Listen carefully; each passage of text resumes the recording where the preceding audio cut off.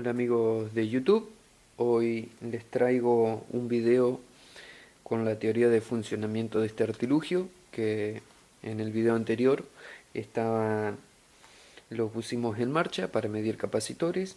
Hoy les traigo una especie de diapositivas en la cual les explico de forma matemática cómo funciona. Eh, los dejaré con las diapositivas para no hacer más largo el video. Espero que les sirva.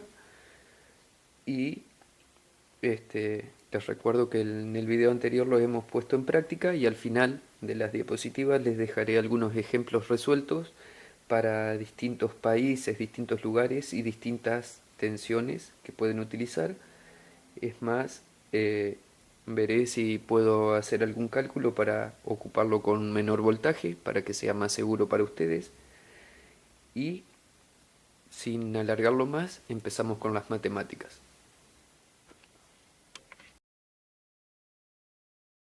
Comenzamos desde la base de que tenemos dos tipos de fuentes de energía. La primera, la de corriente continua, la cual puede ser proporcionada desde un dínamo, pilas, baterías, paneles solares y demás, y otra fuente de energía que se llama corriente alterna, la cual puede provenir de alternadores, ya sea desde autos o algunos otros tipos de generadores, de transformadores sin rectificador y desde la red doméstica. Este último será el que nosotros utilizaremos, que en mi caso, para el ejemplo que les voy a dar, es de 220 voltios y 50 Hz. Una vez aclarado esto, procederemos a conectar un capacitor a la corriente alterna, en este caso la tensión de red. En el circuito se generará una corriente eléctrica, la cual circulará a través de los conductores y del capacitor, la que podremos hacer una comparación a la corriente que circularía en un circuito con una resistencia eléctrica. En un circuito con una resistencia eléctrica tenemos que la corriente, en este caso llamada I, es igual a la tensión, en este caso llamado B, que en realidad debería estar anotado como E, pero para simplificar ponemos la B corta de voltaje, dividido la resistencia conectada al circuito. En un circuito con capacitor, la corriente eléctrica sería igual a la tensión o el voltaje dividido la reactancia capacitiva. La reactancia capacitiva, en este caso llamada XC, es igual a 1 sobre 2 por pi por la frecuencia de la corriente alterna por la capacidad del capacitor. La capacidad viene dada en faradios en esta fórmula. Como nosotros en la mayoría de los capacitores que podremos encontrar y la mayoría, sobre todo los capacitores que vamos a medir, la capacidad está dada en microfaradios, a nuestra fórmula anterior le hemos agregado en la parte inferior la capacidad por 10 a la menos 6. Con esto simplificaremos los cálculos para no tener que luego convertirlos. Si nosotros juntamos las dos fórmulas, nos dará que la corriente que circula por el circuito es igual a la tensión o el voltaje de nuestra fuente de alimentación sobre 1 dividido 2 por pi por la frecuencia, por la capacidad, por 10 a la menos 6. En este caso, la capacidad podremos expresarla en microfaradios. Si nosotros despejamos nuestra fórmula, nos dará que la corriente es igual a la tensión por 2 por pi por la frecuencia por la capacidad expresada en microfaradios por 10 a la menos 6. De aquí, para nuestro ejemplo, tendremos que la corriente son 220 voltios por 2 por pi por 50 Hz, que es la frecuencia que se utiliza aquí en Argentina, por la capacidad en microfaradios por 10 a la menos 6.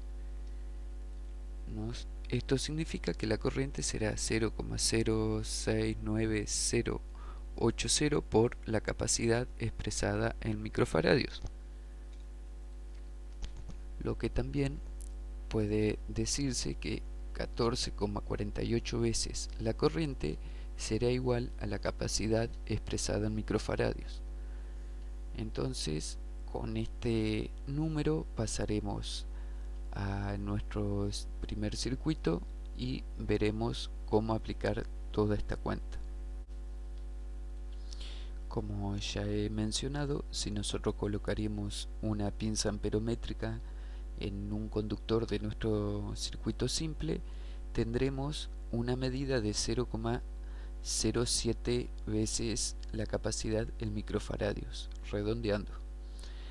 Entonces, aprovechando lo que hemos visto en un video anterior de cómo aumentar la precisión de la pinza, podremos hacer dos espiras, dos solenoides, dos enrollados, como quieran llamarlos, uno de 14 espiras y otro de 15, y con la pinza amperométrica mediremos dentro de este.